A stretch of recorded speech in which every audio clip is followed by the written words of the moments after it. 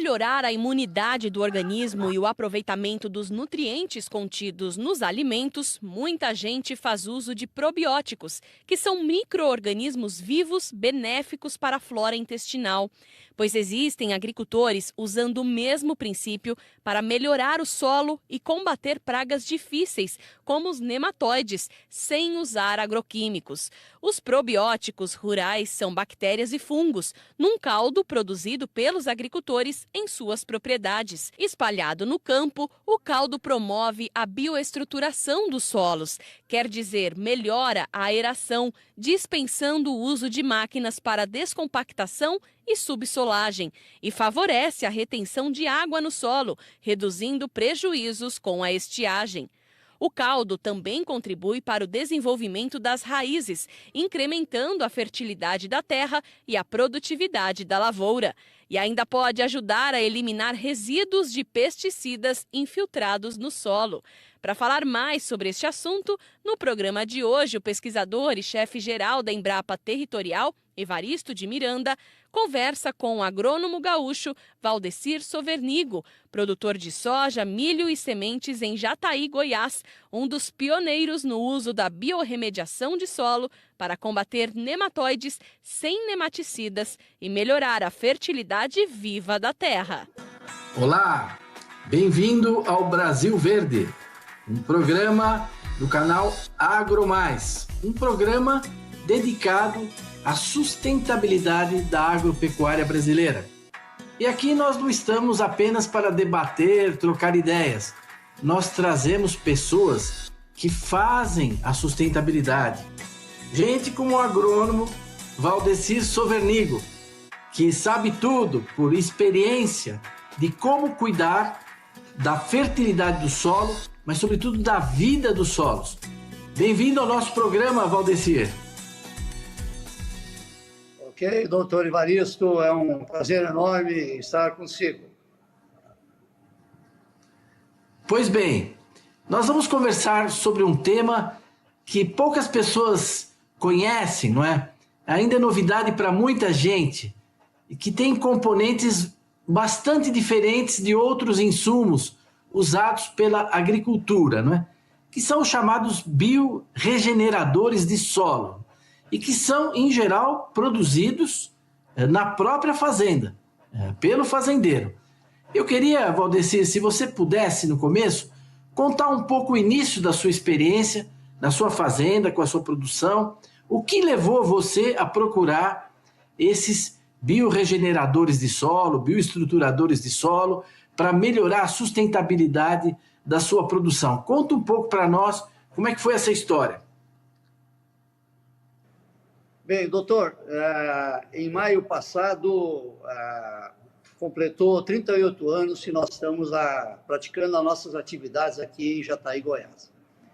E em 2008, especificamente, na cultura da soja, nós tivemos uma colheita horrível, péssima, né? Praticamente 25 sacos de soja por hectare, onde a média, na época, em 2008, isto é, 12 anos atrás, a média, mais ou menos, era em torno de 50 sacos. Então, nós verificamos que algo errado estava acontecendo no solo. E fizemos um diagnóstico, fizemos um monte de análises, e me lembrou da época da faculdade, onde estudamos a microbiologia, onde foi nossa professora na Universidade Federal de Santa Maria, no Rio Grande do Sul, a doutora Ana Primavesi, nos lembrou as suas aulas de microbiologia. Nós, na época, achávamos que ela era louca, que estava variando, que aquilo que ela estava falando não tinha fundamento nenhum. E aí nós nos lembramos dessas aulas e fomos atrás disso e fizemos as devidas análises e verificamos que o solo estava totalmente infestado de nematóides, principalmente das lesões radiculares, que é o braquiurus, digamos assim, né? E ficamos apavorados. A partir daí, nós fizemos um levantamento de agricultura de precisão, digamos assim, em todos os talhões, para ver os tipos de nematóides e o volume da infestação. E ficamos apavorados pela alta infestação desse verme, digamos assim, né? E a partir daí nós fomos procurar soluções, né? Procurar soluções. E dentro da microbiologia, nós contatamos com muita gente, com muitos colegas, com muitos agrônomos, com empresas que produziam micro-organismos e passamos a usar um nematicida microbiológico, ok? Que é composto por 2 fungos, né? Do gênero Phacellomyces e Artibotrytis, né? Um nematicida, e o outro é um fungicida microbiológico, um tricoderma, digamos assim, que age em doenças de solo, como fusário, risotônia, esclerotina, etc. e tal. E passamos a usar esses 2 produtos na semente, tratamento na semente, e efetuamos o plantio. E no primeiro plantio subsequente, já notamos uma melhora, digamos assim, de 25 sacos, fomos para praticamente 35 sacos, e verificamos que a ação, o tipo que nós estávamos fazendo estava na linha certa. E passamos a adotar isso como uma prática em todo o nosso sistema, aplicando na soja, no milho e também no feijão.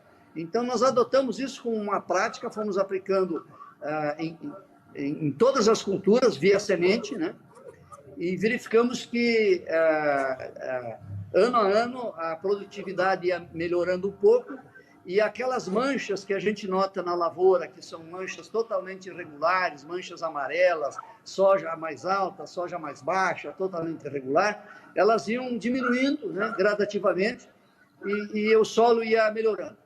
Então, o que nós chegamos à conclusão? Que o nosso solo estava intoxicado, estava contaminado, e que nós precisávamos descontaminar o solo, e a melhor forma é, via organismos vivos, fazer esse tipo de prática, doutor.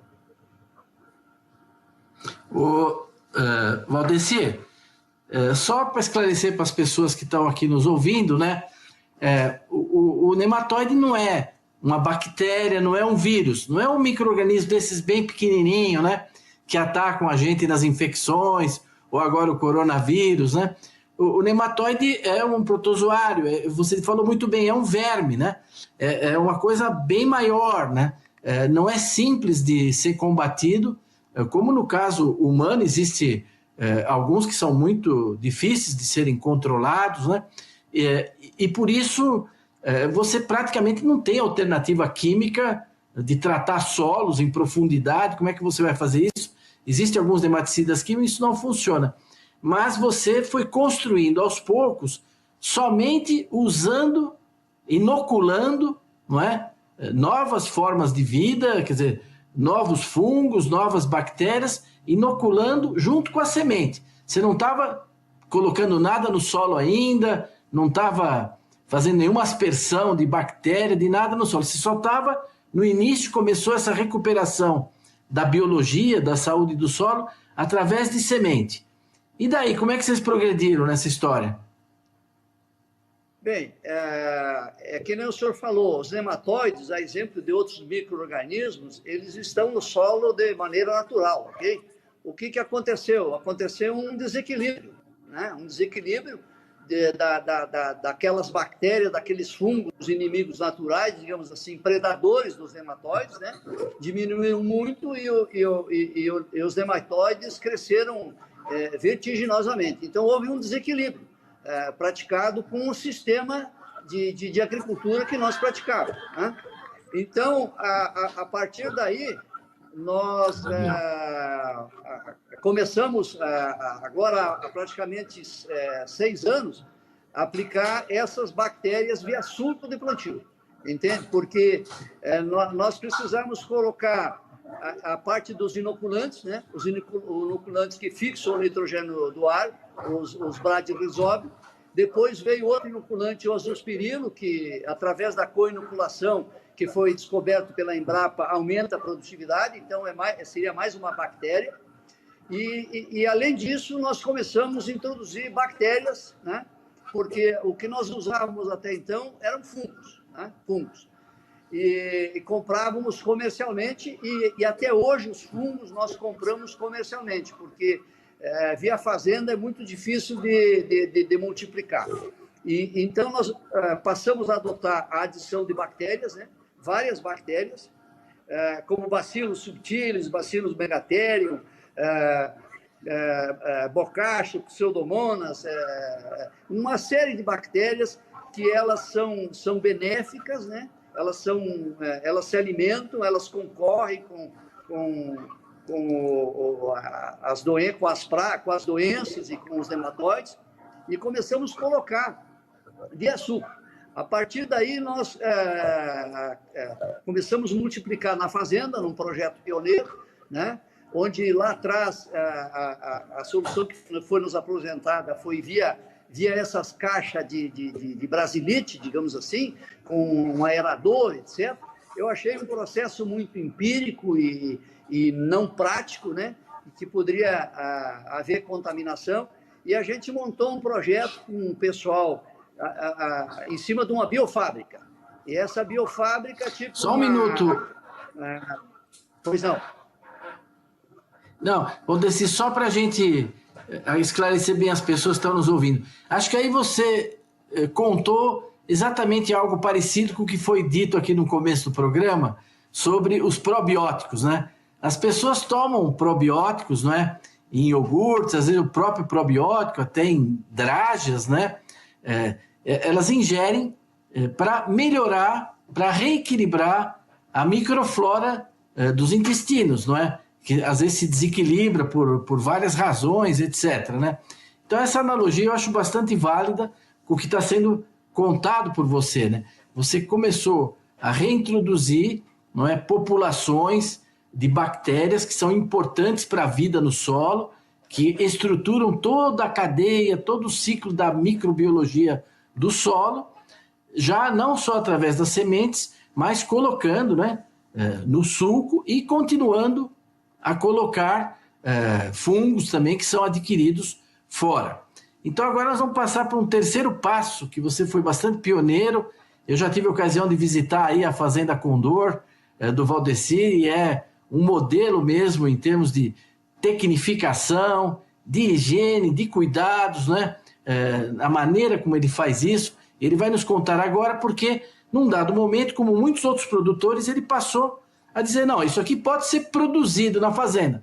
Só que o que ofereceram para ele era uma coisa em caixa d'água, de brasilite, uma multiplicação de bactéria de uma forma muito empírica, né, muito artesanal.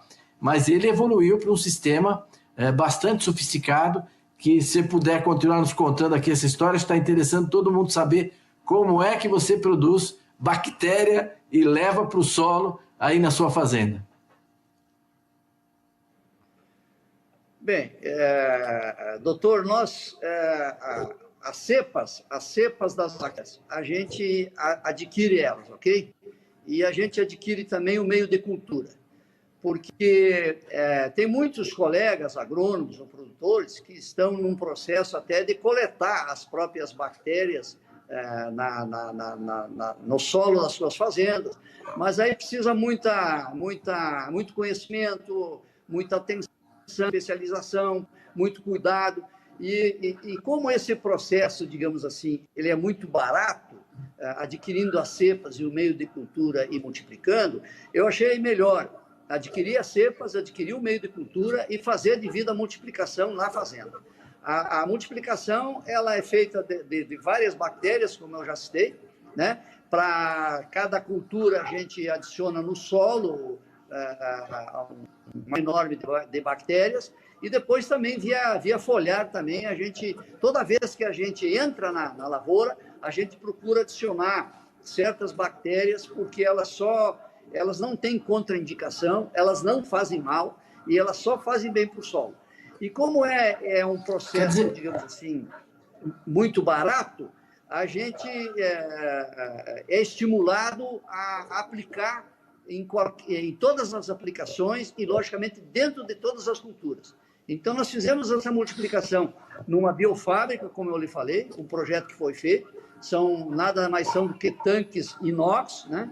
Inox, numa sala, fizemos uma sala totalmente fechada, com a refrigeração, digamos assim, com os cuidados de higiene, com toda a desinfecção, até com esse ácido peracético, que é um ácido que está se usando muito nessas desinfecções até de hospitais e UTIs, etc. E a gente tomou esse cuidado e a gente multiplica essas bactérias dentro de um programa, o seguinte: o tamanho da biofábrica, on-farm, essa máquina, digamos assim, vamos falar essa máquina, que são 4 tanques, né, inox, com os ventiladores é um processo aeróbico de introdução de oxigênio, e as bactérias se reproduzem dentro desse meio de cultura em 24 horas ou 48 horas, depende da bactéria. A partir daí, ela tem uma durabilidade, digamos, média em torno de 7 dias, e a gente faz assim da mão para a boca, né? A gente faz todo dia e produz praticamente naquilo que vai se usar naquele dia ou no outro dia, e assim sucessivamente. Então, essa máquina, ela é projetada em cima da capacidade de plantio do produtor. E qualquer pessoa pode fazer isso. O pessoal diz, isso aí é uma coisa sofisticada, é só para grande produtor. Não, negativo. Você pode fazer só uma panelinha daquelas, digamos assim, pequena, de 50 litros, 100 litros, e você pode fazer a multiplicação de uma bactéria de cada vez. Essa tecnologia de aplicação de micro-organismos, né, doutor, de uma forma geral, era muito usada nos HF, nos hortifruti, né? E jamais se pensou em aplicar na parte de grãos, numa parte de maior escala. Então, eu vejo assim, aquelas pessoas que têm hortifruti granjeiro, digamos assim, e quiserem ir para esse lado da aplicação de micro-organismos, eles podem comprar uma biofábrica com um módulo só e multiplicando uma bactéria de cada vez. Ou 2, 3 produtores também podem fazer isso, uma coisa assim. Então, existem várias formas de fazer isso. E nós estamos fazendo agora, já através dessa multiplicação, nós vamos indo para o 5º ano sucessivo em todas as culturas, né? São mais de 15 cultivos de soja, milho e feijão, e nós estabelecemos que isso aí é um processo, é uma coisa sem volta. Isso aí é tão importante, doutor Ivaristo, que o senhor pode ver, ele foi muito combatido. Eu comecei aqui, eu fui fiscalizado, fui denunciado que eu estava fazendo coisa ilegal, que não sei o quê, ia fazer mal. E ao contrário, tá aí, é tão importante que grandes empresas estão comprando pequenas empresas que produzem esse tipo de micro-organismo, e o Ministério da Agricultura, agora recentemente no Plano Safra, lançou esse programa de bioinsumos, né? Então, é uma situação sem volta. Eu acho que milhões de hectares já são tratados dessa forma, muitos do nosso país estão trabalhando e reduzindo o custo e aplicando aquilo que o seu solo necessita. E nós verificamos ao longo desses anos... Pois não. Valdecir, só para deixar claro para as pessoas, quer dizer, por exemplo, você aproveita uma pulverização. Quer dizer, se você vai pulverizar um herbicida, por exemplo, não tem problema de você colocar junto, na mesma calda ali, na mesma água, as suas bactérias e pulverizar, é isso? Explica um pouco como é que você aproveita a ida a campo para pulverizar. Não, a gente, herbicidas e muitos produtos, assim como outros adubos folares, ou estimuladores de crescimento, ou cálcio, ou boro, digamos assim, que a gente aplica, ou manganês, digamos assim, não tem contraindicação nenhuma. A gente tem que tomar cuidado só com os fungicidas. Os fungicidas, sim, né? Bactérias, etc., fungicidas os fungicidas dá problema. Então, é esse cuidado que a gente tem que tomar, né? Agora, nós temos ainda 5 minutos aqui de conversa, o tempo está passando rápido, né? a gente nem percebe, está muito interessante. Agora, você tem complementado, não é, a sustentabilidade da sua fazenda, além dessa biofábrica, com bastante tecnologia, cuidado, não é? Muita higiene, muitos cuidados nessa parte. Você também trabalha com energia solar, não é? Com irrigação. Você combinou na sua fazenda um uso muito eficiente de energia, reduziu o uso de máquina. Talvez você pudesse complementar um pouco para nós essa visão que é de um produtor que investe mesmo em inovação e recolhe os resultados positivos disso. Perfeito, doutor. Como eu tenho 316 hectares irrigados, são 5 pivôs, o gasto de energia é muito grande. E nessa época da estiagem, por exemplo, a gente usa muito a irrigação e a energia. Também tenho a parte de recebimento de grãos, secador, máquina de limpeza. Então, resolvi, numa viagem que eu fiz à Alemanha e à China, investir na energia solar. Eu sou autossuficiente, digamos assim, praticamente eu não pago energia, né? Eu não pago energia. A energia solar, ela gera um crédito e ela é abatida no meu consumo do débito. Então, eu estou praticamente agora em setembro, dia 12 de setembro, 3 anos de instalação da usina fotovoltaica e praticamente o meu gasto é praticamente só a demanda, porque a demanda você tem que pagar igual, que a demanda é aquela energia que está disponível para ti se tu usa ou não usa, entende? Então, o gasto da energia praticamente eu não pago nada. Então, nesse aspecto, eu estou muito tranquilo. É uma pena que eu investi tarde demais, doutor, porque eu já estou com uma certa idade, né? E que seria, digamos assim, a minha aposentadoria. Uma pena que veio tarde, a gente descobriu tarde demais e foi liberado para que os produtores fizessem isso. Além disso, né, doutor, eu logicamente aplico gesso nas lavouras, faço a rochagem, é muito importante a rochagem, que nada mais é do que a aplicação de remineralizadores no solo, né? Com fontes de diversos nutrientes, silício e uma forma de potássio que não é de cloreto, que o cloreto a gente sabe que faz mal, né? O cloreto de potássio. A gente usa plantas de cobertura, a gente usa a braquiária resiliense junto com o milho, né? E junto com o milho, que ela é muito benéfica para a estruturação do solo. As raízes vão até 2 metros, 2 metros e pouco, a aeração, favorece também muito os micro-organismos, e uma série outras de plantas de cobertura, como nabro, crotalária, e também a gente faz a coleta, nós temos em toda a nossa unidade aqui, os barracões, a coleta da água da chuva, né? Nós coletamos lá, usamos, só para o senhor ter uma ideia, mais de 1 milhão de litros de água coletados da chuva para uso na fazenda. Então, aquilo que é possível fazer dentro do nosso sistema, nós temos feito e temos colhido assim bons resultados, redução de custo, e ao longo desses, digamos assim, 12 anos daquela produtividade terrível que eu tive, hoje a minha lavoura, a minha fazenda, ela está uniforme, não existe manchas, você não detecta. É lógico que existem nematóides, existem bactérias, mas sob controle, né? Esses micro-organismos mantêm sob controle as populações dessas pragas, e a gente tem, ultimamente, elevado gradativamente a nossa produtividade. A gente está muito contente, muito satisfeito, e a gente nota que, ao longo dos anos, nós fomos desintoxicando o nosso solo, porque estava contaminado, ele estava intoxicado. Esse é o recado principal, que isso aqui a gente não pode mais abrir mão dos micro-organismos, eles são tremendamente benéficos e tem que encaixar no sistema. E outro aspecto, doutor, que as pessoas têm que se conscientizar, é um processo de longo prazo, os micro-organismos é mais lento, a natureza trabalha diferente do que os químicos. Então, isso que as pessoas querem, tem que se conscientizar, não é aquele resultado imediato de hoje para amanhã, tem que ter paciência e os cabelos têm que ir branqueando com as experiências.